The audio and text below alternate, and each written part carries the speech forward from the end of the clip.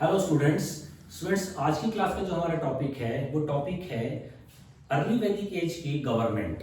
What was the political system, what was their polity, what was the governance system in the early Vedic age. Aryans जो थे उनकी government कैसे चलती थी, वो अपनी गवर्नमेंट को कैसे रन करते थे, how the rulers rule to run the common people. That is the topic of this class and that is known as the topic is political life or governance or government of the early Vedic age. Just like in today we are having the Lok Sabha is there, Parliament, Vidhan Sabha, Rajya Sabha. These are the governing body of our country at the present time.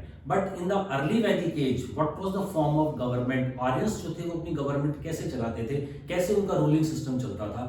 That is the topic of the today's class. तो students ये तो हमको मालूम ही है कि that is the most accepted theory that they came from Central Asia through Iran से आते हुए अफगानिस्तान, पाकिस्तान और जो आज का नॉर्थ वेस्ट इंडिया का हमारा रीजन है, पंजाब का रीजन, कश्मीर का रीजन, एरिया ऑफ 7 रिवर्स, वहां पर उन्होंने रूल किया।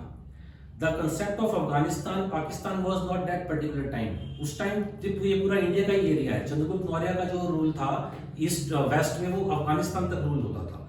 तो during that particular time, that was a time period of 1500 BC of which we are talking here.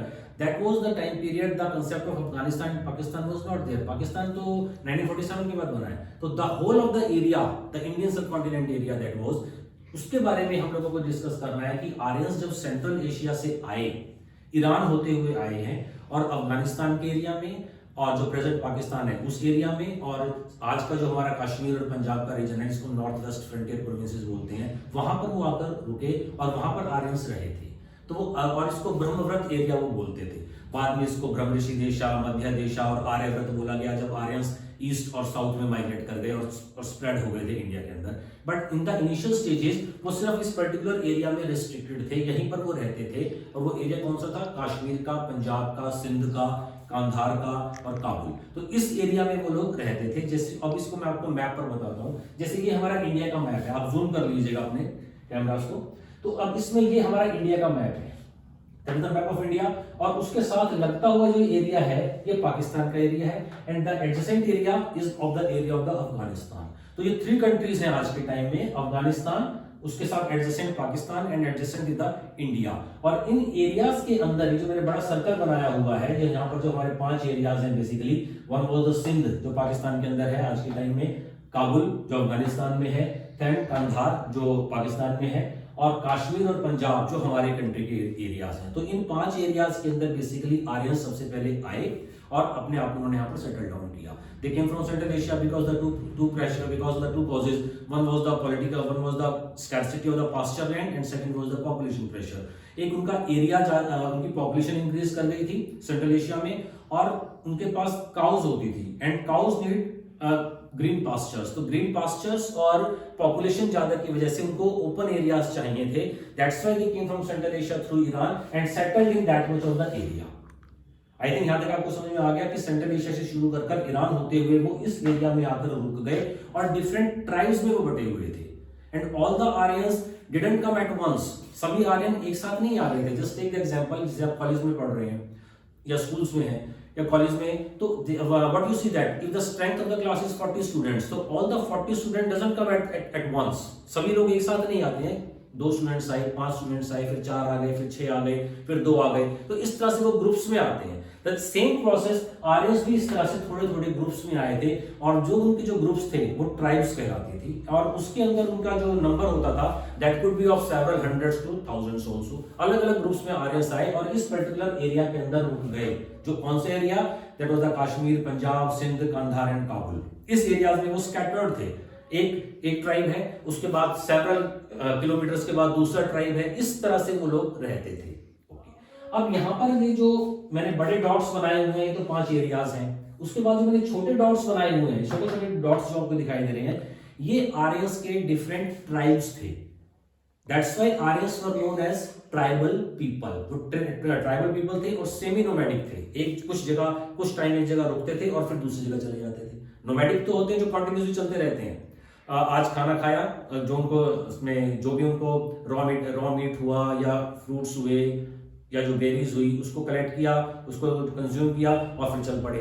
वो तो अलग लाइफ थी, that was the Palaeolithic Mesolithic की जो की लाइफ थी। लेकिन यहाँ पर आर्यंस एक सेमी नोमैडिक पीपल थे जो कुछ टाइम तक एक पर्टिकुलर जगह पर रुकते थे और फिर अपने रिसोर्सेज के साथ, अपने काउस के साथ दूसरी जगह पर चले जाते थे। तो इसी प्रोसेस में वो लोग यहाँ पर आए हैं और यहाँ पर रुक गए हैं। ओके, अब हम क्या करते हैं कि हम यहाँ से एक ट्राइब लेते हैं, ये जो छोटे डॉट्स हैं यहाँ से वी पिक वन ट्राइब है और उस ट्राइब को हम यहाँ ले आते हैं। अब मान लीजिए वी एंटर ए कबीला, वी एंटर ए ट्राइब, तो हम ट्राइब में जाएंगे तो हमें क्या मिलेंगे, वहां पे लोग मिलेंगे, हमारे जैसे लोग मिलेंगे। तो ट्राइब्स जो थे, अब हम किसी भी एक आर्यन ट्राइब को हमने यहाँ से लिया, हम उस ट्राइब को अंदर से डिस्कस करेंगे कि व्हाट वाज दैट ट्राइब। और सभी ट्राइब का स्ट्रक्चर, पॉलिटिकल स्ट्रक्चर ऐसा ही होता था जो भी मैं आपको बताने जा रहा हूँ। तो उस ट्राइब को आप ऐसे समझिए जैसे हमारी ह्यूमन बॉडी है। Our human body is made of countless cells, और कुछ सेल्स मिलकर, नंबर ऑफ सेल्स मिलकर एक ग्रुप बनाते हैं और वो एक टिश्यू बनता है। Number of cells make one tissue and number of tissues make one organ and number of organs जब मिलते हैं तो पूरी बॉडी बन जाती है। तो ऐसे ही आर्यंस का था। क्या था आर्यंस का? जैसे हम लोग सेल्स, हमारी बॉडी सेल्स से बनी है, तो आर्यंस की जो सोसाइटी थी, family was the basic unit of society and joint family system was there as I told you in the earlier classes also, because of the agriculture process they had the joint family system. अब उसमें 20, 30, 40, 50 different generations के लोग एक साथ रहते थे। तो family was the basic unit of society. और फैमिलीज किसकी बनी हुई है? डिफरेंट उसके अंदर जो ह्यूमंस हैं, जो उनके डिफरेंट रिलेशंस हैं, ग्रैंडफादर हैं, ग्रैंडमदर हैं, पेरेंट्स हैं, सिस्टर्स हैं, ब्रदर्स हैं, उनकी फैमिलीज हैं। तो इस तरह से जो मेंबर्स थे उनको जोड़कर फैमिली बनती थी। That was the family and this family was headed bye कुलपति। जैसे सेल्स ने मिलकर एक टिश्यू बना लिया। अब नंबर ऑफ फैमिलीज जो थी वो मिल गई, 100 फैमिली, 200 फैमिली, 20 फैमिली, 50 फैमिली, जितना एरिया होता था आर्यंस के नंबर ऑफ विलेजेस के ऊपर, तो नंबर ऑफ फैमिलीज मिलकर एक गांव बना लेती थी।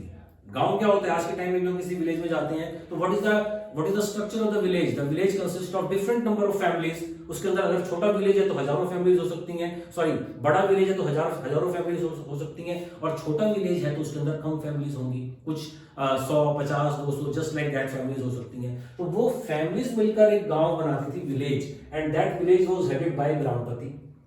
अब नंबर ऑफ ग्राम को हमने जोड़ दिया, टिश्यूज थे, टिश्यूज मिलकर ऑर्गन बना लिया। तो विलेज जो थे वो इकट्ठे हुए और उन्होंने इकट्ठे होकर एक विश बनाया। दैट वाज अ टर्म, विश। तो और विश वाज हेडेड बाय विशपति। जैसे आज के टाइम में today also we are having the same time political structure in our country. The family is the basic unit of society. Number of families make one gram, number of grams make one tehsil and tehsil make one district and number of districts make one state and number of 28 states आज की हमारी बन गई तो वो पूरी country बन गया। तो यहाँ पर क्या था? Family basic unit of society, number of families ने ग्राम बनाया, गांव बनाया, नंबर ऑफ गांव ने विश बनाया हेडेड बाय विशपति, और नंबर ऑफ विश ने मिलकर एक ट्राइब बना लिया। दैट वाज जन, उसको जन बोलते थे, and that was headed by जनपति। तो ये जो छोटे छोटे डॉट्स मैंने यहाँ पर लगाए थे, ये सब जन थे। ये ट्राइब थी, एक ट्राइब को हमने उठाया और उस ट्राइब को जब हमने ब्रेक किया, स्कैटर्ड किया, तो उसमें से ये सब चीजें निकल कर आई। तो अब इसके बाद हर ट्राइब के अंदर ऐसा ही था, फैमिली, ग्राम, विश और ट्राइब, और सबका अपना अपना रूलर होता था। देखिए यहाँ पर जैसे एक ट्राइब है तो हर ट्राइब के अंदर इसी तरह से लोग रहते थे और एक उनका हेड होता था। The head was known as the king of that particular type of the tribal leader. तो अब उनकी गवर्नमेंट कैसे चलती थी, ये हमारा मेन पॉइंट है। तो how they used to run the government? तो two type of governments were there. One was the hereditary monarchy, that is also known as kingship. In the hereditary monarchy, after the death of the king, eldest son automatically become the king. That was the hereditary monarchy. और tribals में ये लोग यही follow करते थे. After the death of the tribal ruler or the tribal leader or the tribal king, the eldest son automatically become the successor of the king and he become the king. That was the hereditary monarchy, जिसमें एक ही वंश, एक ही परिवार, एक ही family के लोग rule करते थे। तो ये तो एक एग्जैक्ट फॉर्म थी, कॉन्क्रीट फॉर्म थी, ये जो हमें साफ दिखाई दे रहा था कि किंग है और किंग के बाद उनका एल्डेस्ट सन किंग बन जाएगा। Besides this there was the beginning, I am using the word beginning, there was the beginning of the republican form of government also, क्योंकि वहां पर काउंसिल्स होती थी and those councils were headed by the common people. 3 types of councils were important. One was sabha, जिसके अंदर common people होते थे, समिति कॉमन पीपल होते थे, विधाता कॉमन पीपल होते थे। So these assemblies, either it was the Sabha or the Samiti or the Vidhata, they controlled the king somewhere, and king was under their influence because in the later Vedic stage, what we have seen that in the Mahabharata, there is a section known as the Shanti Parva section, और Shanti Parva section में it is clearly mentioned, it is said by Bhishma Pitama, उन्होंने बोला है कि if a king is not ruling according to the welfare of the people, if the king is not fulfilling the requirement and wishes and welfare of the people, then that king should be killed like a mad dog. तो उस king को हमें खत्म कर देना चाहिए जो king common people की वेलफेयर के लिए रूल नहीं कर रहा है. It was written in the Mahabharata section, Shanti Parva section, जो हम लेटर वैदिक एज में डिस्कस करेंगे. तो यहाँ पर भी वही कंसेप्ट था कि if the king was not ruling according to the will and according to the welfare and wishes and requirement of the people had the right to elect the king also, and they had the right to suspend the king also. But if the king was ruling according to the wishes of the people, then they continue with the hereditary monarchy. So what was the sabha? Sabha was the council of the elderly people. अब एक village को ले लीजिए आप, उसके अंदर मान लीजिए 20% या 15%, 20% पीपल ओल्ड एज के पीपल हैं, तो उन ओल्ड एज के पीपल को मिला देते थे और उनका एक ग्रुप बनता था, एक काउंसिल बनती थी. That was known as the sabha. That was the council of the elderly people. और उस सभा का जो लीडर होता था दैट वाज नोन एज सभापति. और हर मेंबर, जैसे मान लो 25 पीपल्स हैं जो ओल्ड एज हैं, तो उनका जो हेड हुआ वो सभापति, and rest of the 24 members are known as sabhya. वो वहां के मेंबर होते थे और वो पॉलिटिकल और नॉन पॉलिटिकल मैटर्स को डिस्कस करते थे. बिसाइड्स दिस विमेन भी इसमें होती थी, उनको सभापति बोला जाता था. तो one council that control the king, otherwise king could be autocratic, otherwise king अपने मन से रूल कर सकता था, and that could be the exploitation of the common people. So in order to control the king, sabha was there. Besides this, samiti was another assembly, that was the assembly of the entire people. अब जैसे मान लो village के अंदर 100 people, मैंने example लिया, तो 20 people जो old age के हैं, एल्डरली हैं, वो सभा में चले गए. बाकी जो हैं एडल्ट, वो समिति के अंदर आ जाएंगे. तो there was the general assembly of entire tribe, और उनके पास राइट होता था इलेक्ट करने का भी किंग को और सस्पेंड करने का भी उनके पास राइट होता था. After that There was another one that was विधाता. इसमें both मेल एंड फीमेल होते थे और वो भी सोशल, रिलीजियस, इकोनॉमिकल मैटर्स को डिस्कस करते थे. तो these three important assemblies were there, that was known as the सभा, समिति एंड विधाता. तो एक तो पॉइंट ये हुआ. दूसरा पॉइंट है, अब अगर किंग प्रॉपरली रूल कर रहा है, if the king was ruling according to the requirement or welfare of the people, then how the king would rule? King कैसे रूल करता था? तो किंग जो था हेरिडिटरी मोनार्की थी, जैसे मैंने आपको बताया, and king was held by 3 officials, and if the king had to rule, he must have some staff also. So the staff of the early Vedic age was very much small. Only 3 members were there who used to help king in the daily day-to-day administration. First was the senani, जो उसका commander होता था army का. Army कोई standing army नहीं होती थी उस time. In the early Vedic age no standing army was there. और उनकी वॉर्स किस लिए होती थी? Their wars were only for the cows. अब जैसे डिफरेंट ट्राइब्स मैंने यहाँ पर बताई आपको, तो एक ट्राइब के पीपल, जैसे मान लीजिए हम यहाँ से 2 ट्राइब ले लेते हैं, एक ट्राइब ये है और एक ट्राइब ये है. अब इन ट्राइब के अंदर पूरा वही सिस्टम है, फैमिली, ग्राम, विश, ट्राइब और जन. तो एक इनका हेड है और एक इनका हेड है. अब हेड के पास 3 लोग होते थे जो इंपॉर्टेंट है. One was senani, one was purohit and one was gramani. सेनानी वो था जैसे इस किंग को दूसरे किंग के ऊपर अटैक करना है, इसलिए in order to have the possession of their cows, उनकी काउस को लेना है. काउस के लिए वॉर होती थी उनकी. लेटर स्टेजेस में जाकर टेरिटरीज और जगह या एरिया के लिए भी वॉर होंगी, जब वो एक किंग दूसरे किंग का एरिया पूरा कन्फिस्केट कर लेगा, पूरा हड़प लेगा, पूरा एरिया उसका ले लेगा. But in the initial stages their wars were fought only for the cows and cows only. तो काउस के लिए उनको वॉर करना है, तो वो क्या करेंगे, अपने जो उनका जो सेनानी है, कमांडर इन चीफ, वो अपनी फोर्स को लेकर पहुंचेगा. अब फोर्स कौन है? फोर्स कोई स्टैंडिंग आर्मी नहीं है कि जैसे आज के टाइम में प्रॉपर आर्मी है, नेवी है, एयरफोर्स है, ऐसा नहीं था उस टाइम. उस टाइम जितने भी लोग होते थे विलेज में, जो कैलाइबर होता था, जो लड़ सकते थे, वो सभी लोग इकट्ठे हो जाते थे और उसकी वो आर्मी बन जाती थी.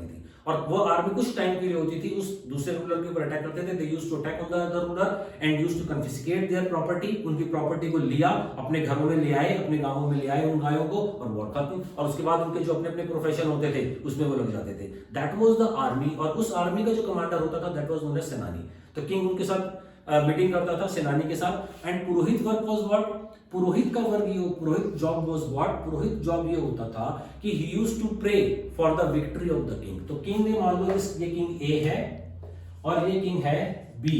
अब किंग ए ने प्लान किया है, king A has plan to attack on king B in order to take their cows. तो he will meet with his 3 officials. सेनानी को बोला कि कल हम अटैक करेंगे, अपनी पूरी फौज को तैयार करो। तो सेनानी क्या होगा, वो अपने गांव के जितने भी लोग हैं उनको बोलेगा कल हमें अटैक करना है।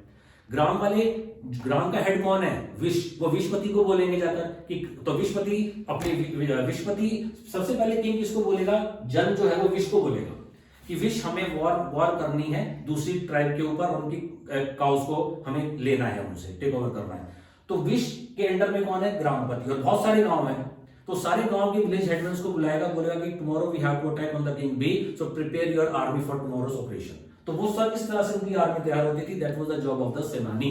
तो ऑन द डी डे, जो उनका फिक्स डे था, उस दिन वो सब पहुंच गए, गांव के अंदर खड़े हो गए जहां उनका बैटल फील्ड था उनका। उसके साथ साथ सेकंड आएगा जो है उनका पुरोहित। वो वॉर से पहले ही used to do some sort of sacrifices, ceremonies और प्रेयर्स फॉर द, जो राजा के लिए प्रेयर करता था। अब उस प्रेयर में क्या होता था, वो जो प्रेयर करेंगे तो उसमें कि राजा की विक्ट्री हो इसके अंदर। तो that was the job of the Purohit. Besides this, the Gramini or the village headman, तो ये सब राजा के साथ रहते थे, and they used to attack on the particular ruler in order to have his all the property. तो जनपति was held by, जनपति means king, was held by सेनानी, पुरोहित and ग्रामीणी। तो इस तरह से उन्होंने अटैक किया और उनके बाद जो उन्होंने वॉर की और उसके बाद वो उनकी काउस को लेकर अपने गांव में, अपने विलेजेस में, अपने एरियाज में आ गए और उनको आपस में डिस्ट्रीब्यूट कर लिया। तो that according to the king, तो दैट वाज द तो that type of government was there. और किंग का हेरिडिटरी मोनार्की हुआ,